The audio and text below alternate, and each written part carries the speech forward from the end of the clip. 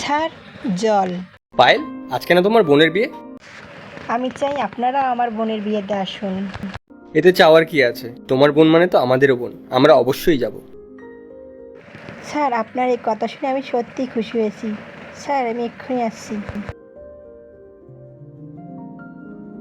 স্নেহা, তুমি একটু বসো, আমি এক্ষুনি আসছি। ম্যাডাম, এটা আমার বোনের বিয়ের কার্ড। স্যার আসলে আপনি ওনাকে দিয়ে দিবেন। ম্যাডাম, আপনি আসবেন বিয়েতে। স্নেহা,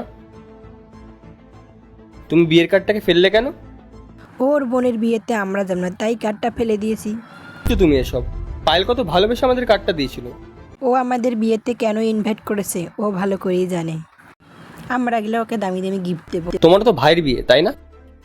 আরে ভাই, চলে আসছিস তুই? কেমন আছিস? ভালো আছি দিদি। আর যাই বাবু, পরের মাসে কিন্তু আমার বিয়ে, তাড়াতাড়ি চলে আসবে কিন্তু। আরে হ্যাঁ হ্যাঁ, অবশ্যই। কি গো, তাই না? কার্ডটা একটু দাও দেখি।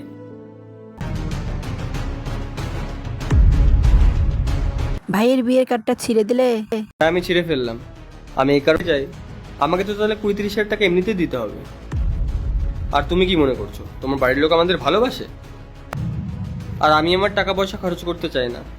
আমি বুঝতে পেরেছি, এরকম ভুল কখনো হবে না।